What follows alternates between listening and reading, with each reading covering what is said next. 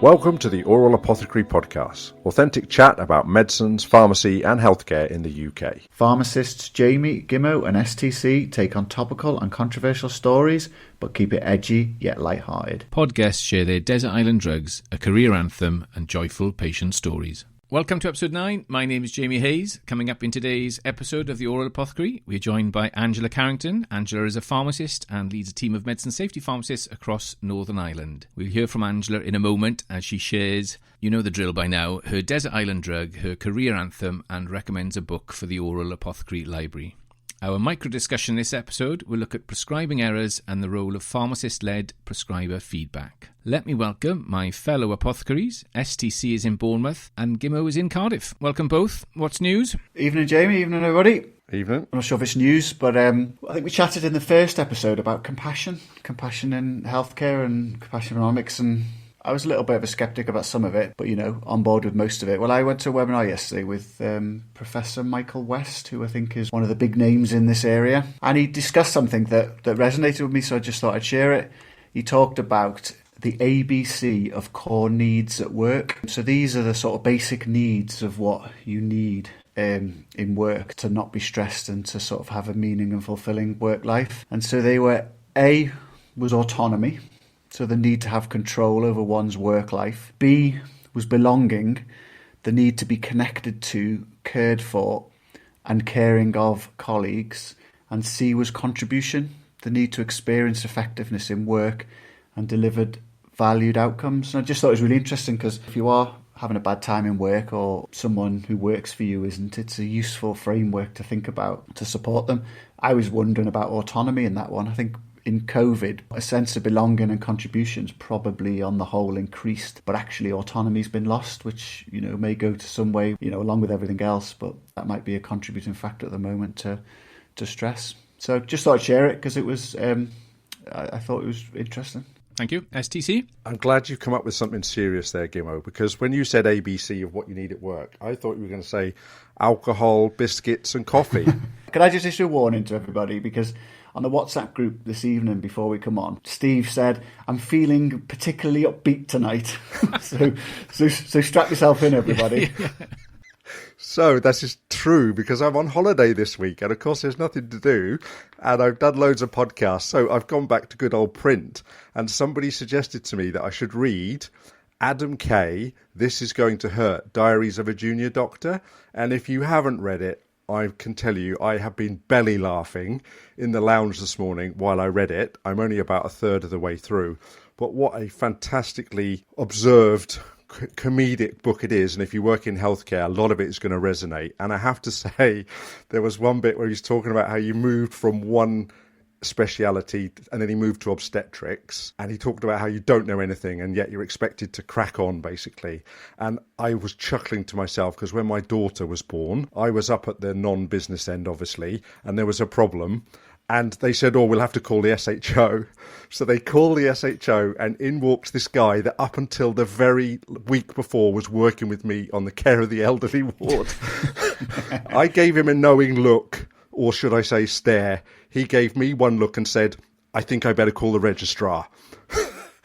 So it really did resonate. So if you haven't read it, it's an absolutely scream of a book and fantastic. Thank you. We will take a look. Okay, STC and I have also this week been speaking at the 25th anniversary Congress of the European Association for Hospital Pharmacists. I know STC did a live workshop last night and he and Ravi, last episode's guest, did the one of the keynotes. I did a session on Tuesday afternoon. I did the first live session of the conference, and I just want to say about, and Gimmo talked about it a few episodes ago about that the online delivery is difficult, but it is a difference. But when you run a face-to-face workshop, you ask people, have you travelled far to get here, and you get a few stories, but there is something of a bit of a thrill when you're on Zoom and you ask people to put into the chat function, where are you listening or where are you taking part in this workshop from? And 150 people from all of a sudden all the European name countries come flying in, further afield as well. It really is a thrill when you see that and a real adrenaline rush. And so that was Tuesday afternoon's workshop for me. 150 colleagues from mainly Europe, but it was great. Okay, thanks, Jamie. It's my great pleasure to introduce Angela Carrington.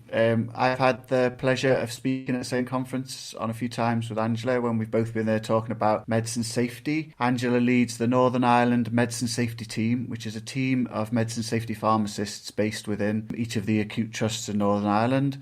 She's also an associate member of the Chartered Institute of Ergonomics and Human Factors Pharma Group and recently completed a 2-year secondment at the Department of Health as the Medication Safety Lead, supporting the development of the response to the World Health Organization third Global Patient Safety Challenge, Medication Without Harm. Angela's a pharmacist with qualifications and experience in clinical pharmacy, management, leadership, patient safety and quality improvement. And I know Jamie will be interested in this one. She's currently undertaking a Master's in Human Factors and Patient Safety. So welcome along, Angela. Hello, everybody. It's a big honour to be here tonight. I'm quite chuffed, really, because wouldn't have expected landing into this forum. The honour's all ours. So just wondering, what's the big issue on your agenda at the moment? Generally I would work through a lot of looking at incident investigations. So I've been doing a bit of work on that, learning from serious adverse incidents reported in Northern Ireland.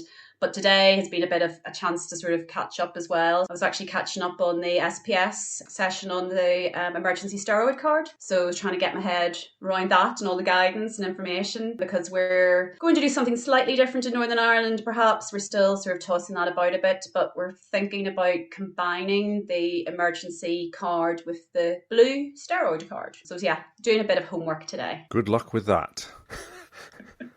You've been doing some fantastic work in Northern Ireland because, like Gimmo, I've been involved in medication safety and so have been looking from afar. And as you know, we've met a few times. But tell us about our listeners about this fantastic guide that you've come out with in Northern Ireland about transforming medication safety. Well, first of all, Steve, I'm so honoured that you actually think that it's fantastic. Sometimes you don't really appreciate it when you've been immersed in a piece of work for so long. So delighted that you've seen it and you're taken by it. It certainly, I think, was something I was living and breathing for 2 years. It became a real passion for me. But yes, we set off on this journey. I was seconded to the Department of Health to help them really develop and shape their response to the WHO challenge. And we kind of initially went in with the idea that, we kind of know areas for improvement or, bits of work that we actually could do, maybe scale and spread it. And we were looking at kind of more targeted improvement initiatives, really. So we gathered kind of our kind of senior leaders around medication safety and we had a good discussion about this. And really what we found was that even within Northern Ireland, our landscape was quite complex and messy.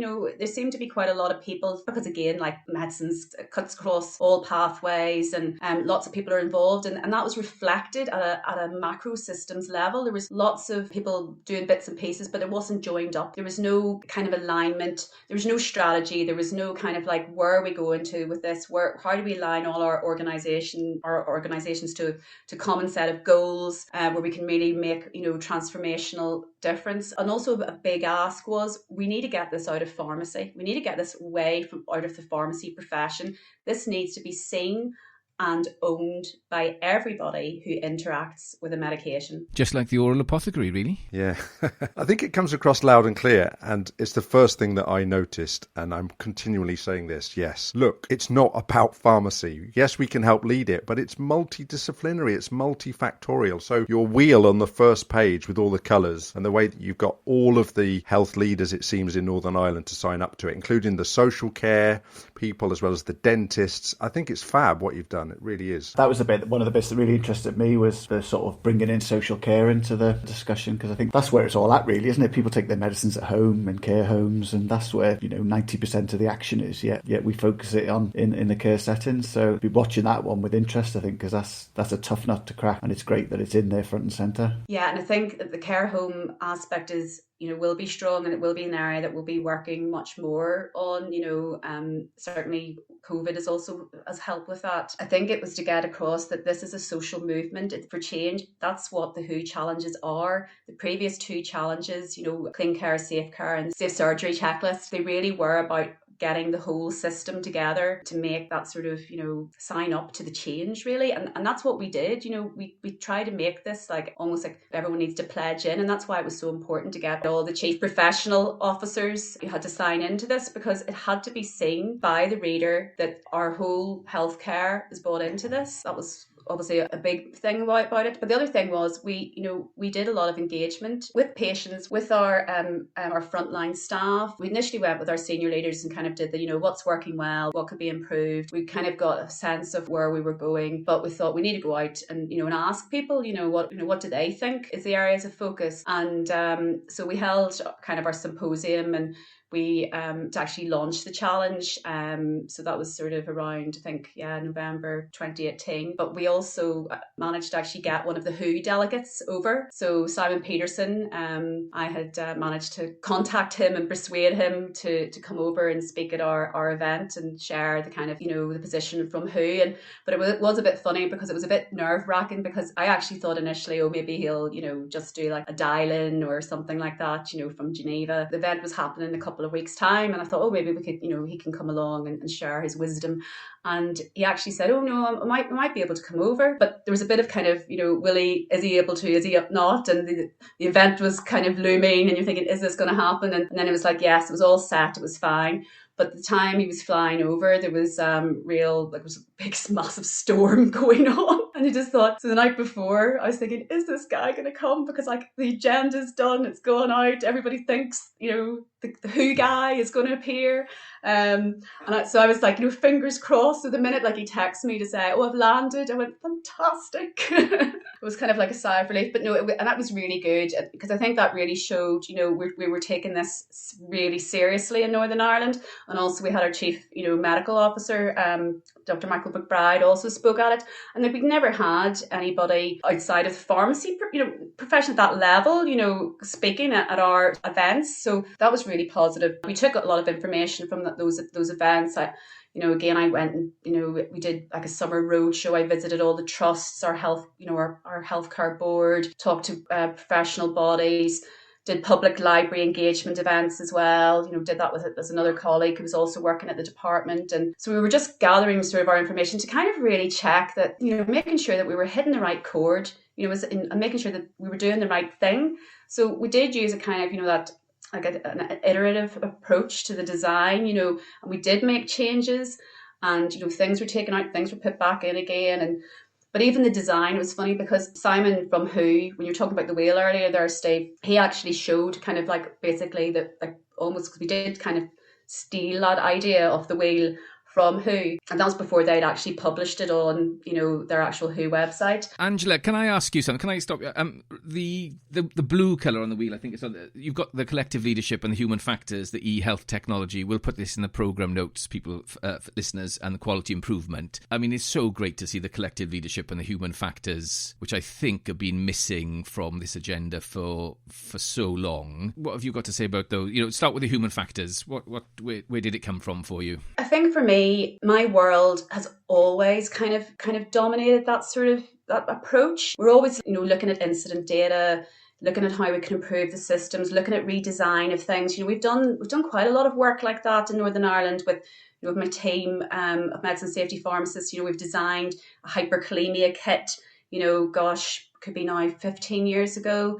To try to basically prevent insulin errors. We had 2 serious cases in Northern Ireland where patients were given quite big, huge overdoses. And so it was a response to try and see how we could do that to prevent that. So that design aspect has always been with us. It was something I felt, again, we need to think of putting that more into how we do things. And also, you'll probably see within one of the sections, it does talk about the hierarchy of intervention control, and that's always been, how we should look at things. That the strongest barriers really are the forcing controls, and then as you move down and things become weaker, and it tends to be the things at the bottom of that are the easier things. But yes, so that's why I felt it was important that it was there. And again, like yourself, Jamie, I don't hear it being maybe mentioned as much.